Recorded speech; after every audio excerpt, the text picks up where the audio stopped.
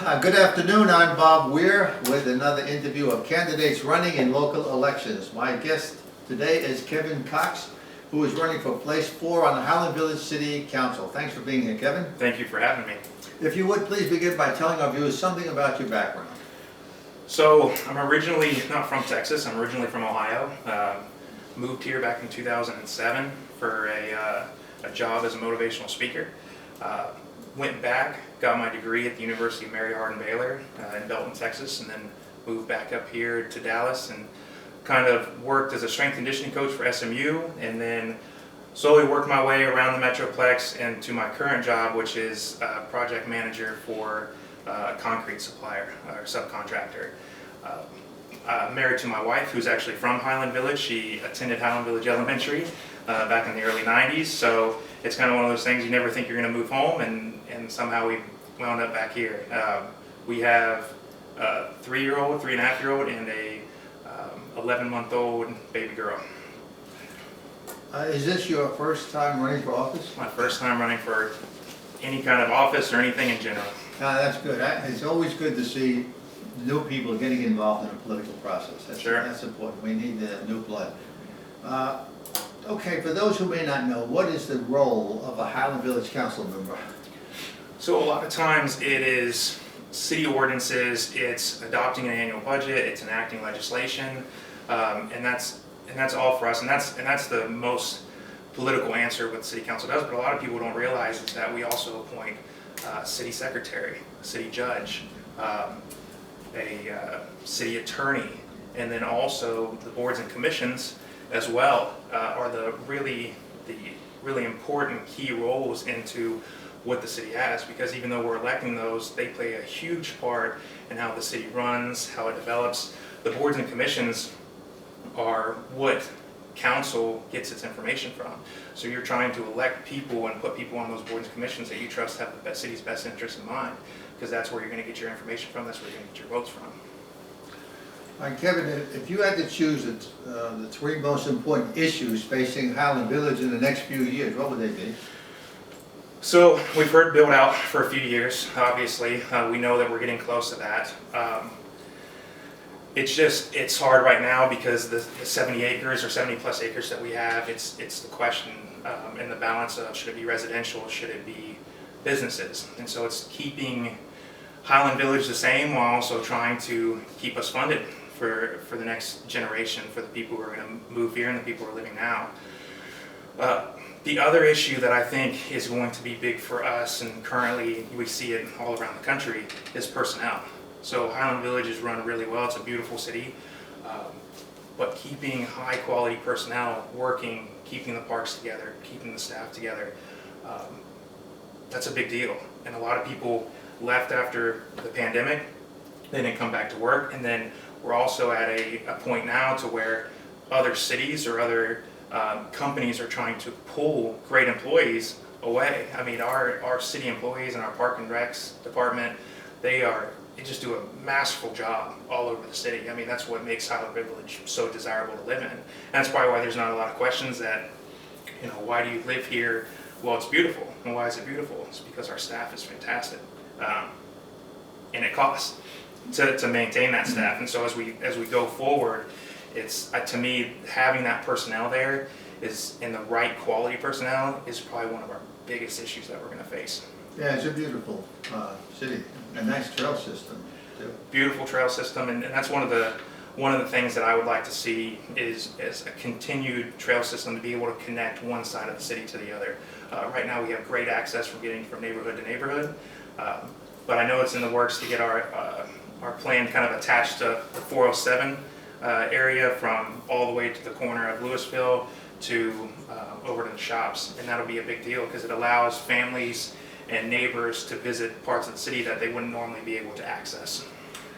All right, is Highland Village a member of the Denton County Transportation Authority?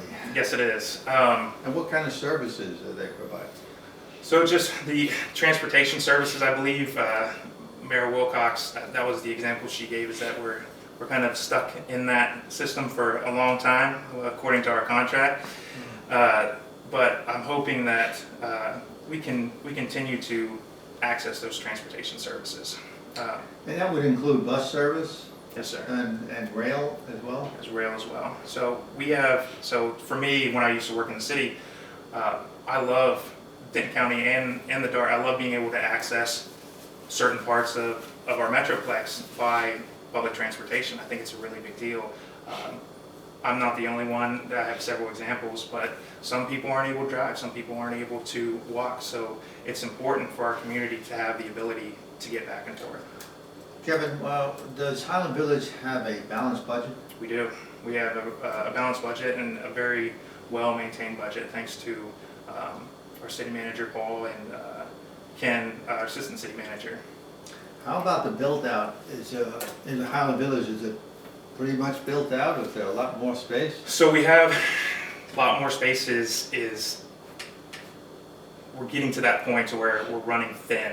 The space is going to be the quality that we put into it. So is it going to be residents? Is it going to be businesses? And so I think we are right up against the wall when it comes to our ability to build and what we're going to choose to build. So the decisions of what we're going to build have to be taken into future consideration of if it's going to be the best for Highland Village.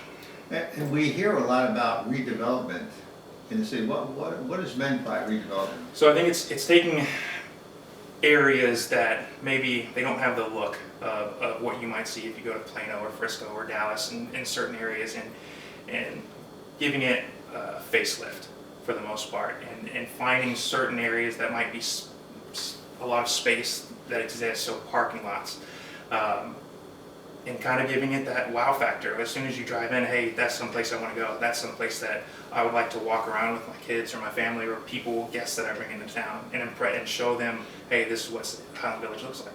There has been a proposal for an apartment complex. There has. Is that part of redevelopment? Does it mean take away something that is not doing well to put in something else? Yes, but it's the wrong path for me personally. I think it's good for us to consider redevelopment, but adding 500 apartments, 200 apartments, 100 apartments even, adding residences to an area that could be used for small businesses or multifamily entertainment is just, it's not something that Highland Village values or the current residents value. It seems to me that it would only benefit maybe one or two people, and those people don't, I believe, live in the city. They might live in Highland Village, they might be Highland Village residents, and that's where they got the idea, but I want to say about 99% of the city agrees that the last thing that we want from a redevelopment standpoint is apartments going into our city. Well, you answered the next question, because I was going to ask who would be the beneficiary of an apartment complex. Yeah, like I said, if the person who's opening up those apartments or trying to build those apartments, if they live in Highland Village, then they're going to benefit, but assuming that they don't, it's going to be someone who doesn't live in our city and doesn't have the interest of our city in mind, or the best interest in our city in mind, only themselves and probably their bottom line. Let's move on to crime. Does Highland Village have much of a crime problem? We don't. We're one of the safest cities in Texas, and that's something even before I moved to Highland Village, I researched. I believe we were in the top 10. I think we still are in the top 10. I think whenever I first moved here, we were in top 3, which is just incredible. I mean, it's a testament to the job that our staff and our police department does when it comes to kind of mitigating crime or kind of keeping it away. No one wants to come to Highland Village and commit a crime, and if they do, our response times are great. The police chief is great. The officers are always patrolling, so it's a great place to live because you know just from the past and then the present that they're doing a great job at keeping our city safe. Well, the clock is running out quickly, has always fast. So let me just say, is there anything you'd like to add before we close? I don't think so. I mean, I could sit here and talk for the next 35, 45 minutes if we had it, but it just, running for this position, it's almost like an investment. And a lot of people ask me, why are you doing it? Why are you doing it right now? I'm 35 years old. I would be the youngest member on council, but we don't want to wait until we're 50 or 55 or 60 before we start putting money into a 401k or saving. And so the city's the same way to me. It's an investment. So I would rather invest in the city now than wait 20 years from now to invest. That's an interesting way to look at it. I want to thank you for being here, Kevin. Good luck in the election. Thank you for having me. I appreciate it. Thank you, and thank you for watching.